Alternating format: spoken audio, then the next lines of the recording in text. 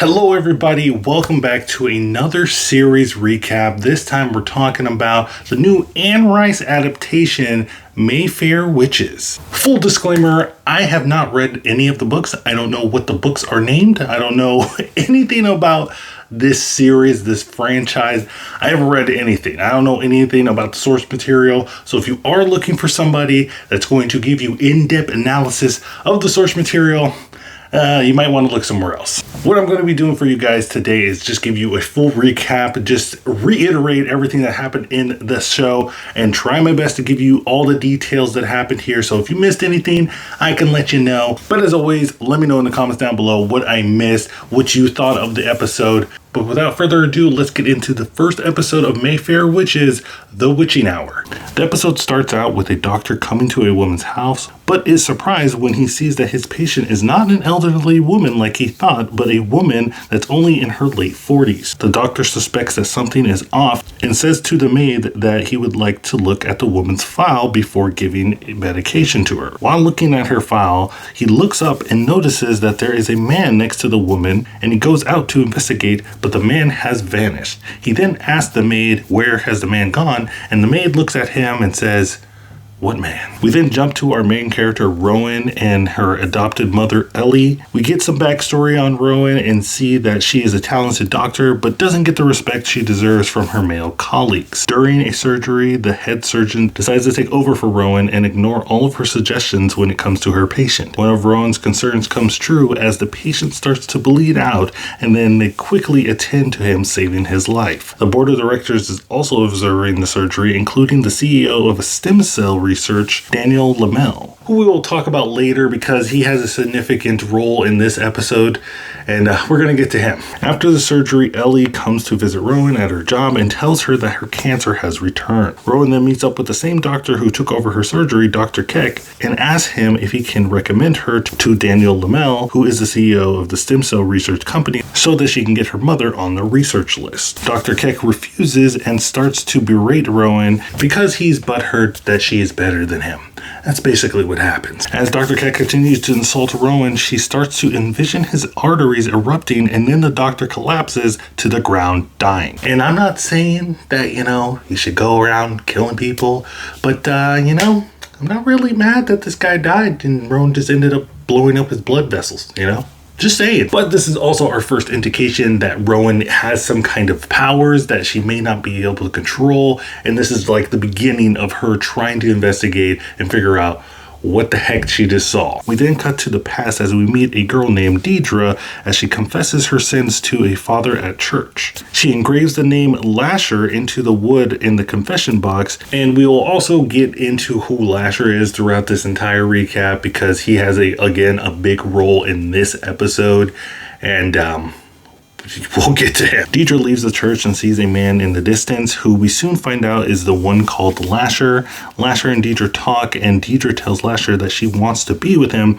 but she knows that it is impossible. Lasher tells her about her mother's hidden dress and tells Deidre that she needs to wear it and go out to her uncle's party. Back in the future, Rowan tells Ellie what happened with Dr. Keck and that it isn't the first time that something like this has happened. Ellie tells Rowan that it's all in her mind and that she did nothing wrong. She tells Rowan to get her a milkshake, and then Ellie makes a call to speak with an agent assigned to Rowan's file. Ellie suspects that the man might be back and that she needs an agent to investigate. And the receptionist tells Ellie that the agent, whose name is Cyprian Greaves, is not available now, but he will call her back soon. Cutting back into the past, we officially meet Deidre's uncle, Cartlin, who is hosting a crazy masquerade party where people are kissing snakes. So this isn't a party that I want to go to. A group of young men enter the room with Cartlin, and he picks one of them and tells him that he has a special job for him. Deidre shows up at the party and meets with her uncle, and he tells her that she reminds him of her mother. He then focuses on the key-shaped necklace that Deidre has and says that it belonged to her mother. Clearly, that necklace has some kind of importance that is going to be impactful throughout this series. But again, we're going to talk about all that stuff at the end of this video, so just wait for that because I got some theories. The young man that Cartland picked asked Deidre to dance, and before leaving, he looks at Cartland, and Cartland gestures that it's okay. So clearly, it seems like Cartland knew something. Maybe he's working together with Lasher. He knew that she was going to go to the party, obviously. Some weird stuff going on with the uncle, because, you know, why do you handpick somebody to, you know, potentially do it with your niece? It's kind of creepy. Deidre ends up sleeping with the young man, and at one point he puts on a cat mask. Yeah, so the only thing I can think of when I saw this scene was the movie Cats, and how I still haven't seen it, and I feel like I'm probably one of the lucky ones in the world that haven't seen the movie. But hey, you know, I'm not, you know, here to judge anybody's fetishes and everything. You want to dress up as a cat, as long as you're not hurting anybody, as long as it's consensual, do you. Deidre wakes up and the man is gone, but she looks outside and sees that servants are wheeling a dead body from outside the house. One of the maids tells Deidre that her aunt is outside waiting for her. We then come back to the future and we see that Greaves, the agent assigned to Rowan's case, visits the house of Deidre. He takes off his glove and puts his hands on the gate and sees what I assume is a vision of Lasher and a woman in a pink dress floating in the air. Greaves calls Ellie and tells her that Lasher is still at the house and that there's nothing to worry about. Ellie says that she doesn't have much time left and asks Greaves who will be the one to look after Rowan when she is gone. And Seferin says that he will be the one to look after her. We then get to Rowan visiting Daniel as he is giving a speech about long-lasting life and that the people here today might be the first people to live forever. Kind of weird, and it automatically shows that this guy,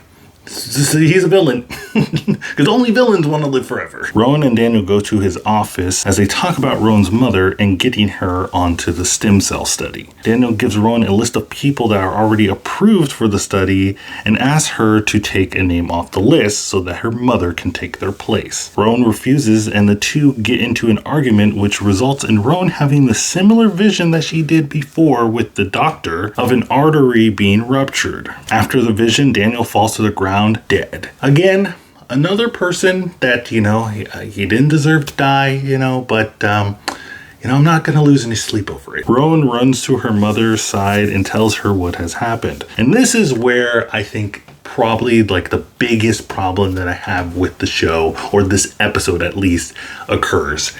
You know, I watch a lot of stuff over the years. I've watched a lot of movies, TV shows, and the one thing that bugs me is when a kid or a person, a friend, you know, family member comes to somebody that they trust and they say that something has happened, and that person says, it's all in your mind, I don't believe you, stop doing what you're doing.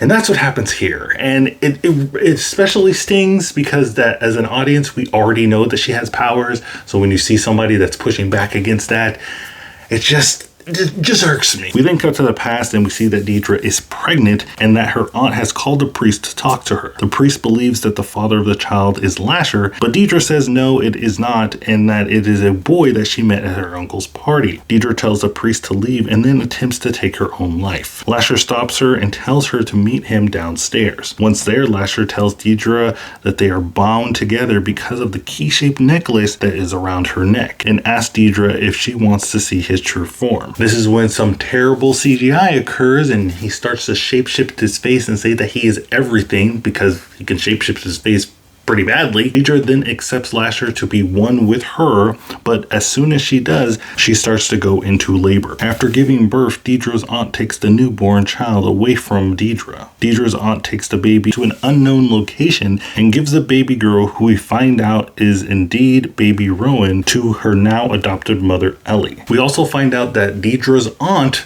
is also the aunt of Ellie, who is Rowan's adopted mother. Just Craziness. Cutting back to the future, Ellie takes her last breath and dies right in front of Rowan. We then jump back to where the episode began, where we see the doctor and the woman in the chair, who we now know is older Deidre. The doctor tells Deidre that he is not going to give her any medication and that he feels that there's something off here. He takes off Deidre's necklace because he thinks that she has been scratching it because there's some scars around her neck. But this is a big mistake, because now that the necklace is off of Deidre, Lasher is able to freely roam the world. The episode then ends when Rowan wakes up in the middle of the night on her boat and sees in the distance Lasher looking at her through a window. And that is the recap for the first episode of Mayfair Witches. You know, I think I'm kind of interested in this. They gave us a little teaser at the end of the episode showing us what the season, where we're in for the season, and it looks pretty interesting, you know, up my alley. I'd never watched Charmed as a kid, like fully through. I've seen some episodes here or there. So this is my time. You know, this is my time to get into the witch shows. But let's talk about some of the stuff and some of the theories that I have for the series going forward. Let's talk about first Lasher. I think the dude's a demon. I think he has been part of the Mayfair family for a long time. I think he's going to be like the main antagonist for this show. Somehow, some way, Lasher is going to try to like bond with, you know, Rowan or something like that, and Rowan's going to have to try to defeat him. That's what I think it's going. You know, again, I haven't read any of the books. I don't know anything. So if you know it, you know, let me know in the comments down below that you know what's going to happen if you read the books, but no spoilers, please. Also, the necklace that Deidre has, I think that's like some kind of like, kind of similar to like a genie lamp. That's something that like is able to control Lasher. I think it seemed like that a little bit in the episode. I mean, it did show that, like, you know, once the necklace was taken off of Deidre, you know, Lasher was able to move around and look for, you know, Rowan. But also in the episode, he did say that once Deidre put the necklace back on and said like, hey, you know, I accept you and everything, he says to her like, you are now my witch. So I don't know if it's like he's controlling her or she's controlling him. Hopefully they'll explain that. Also, Deidre's aunt looks the goddamn same when Deidre is 47 years old. So I'm like, dude, how old is the aunt? You know, what kind of powers is she using? Because she looks the same. Also, there's a scene in here where the Greaves guy goes and he sees Lasher and he sees a woman in a pink dress floating in the air. I think that is Deidre's mother and also Rowan's grandmother. And they always talked about this incident that happened with the mother in the episode where she, you know, she jumped off of the roof and she killed herself. But this seems kind of like there's more to the puzzle. And even Deidre's uncle's like, you know, maybe she didn't really die of jumping off, you know, committed suicide. So I'm pretty sure there's more to that story, and we're going to get that hopefully in this season, because, you know, shows sometimes they are prone to cliffhangers and we don't get full stories told to us. But guys, let me know what you think of this episode. Let me know what your theories are, what your thoughts are, what you think is going to happen. But like I said before, no spoilers, because I know a lot of you probably already read the books and everything and now are watching the show because you're just like that elite level. But as always, guys, don't forget to check out my Twitter so you stay up to date with my channel. Don't forget to like and subscribe. And remember, guys, keep watching.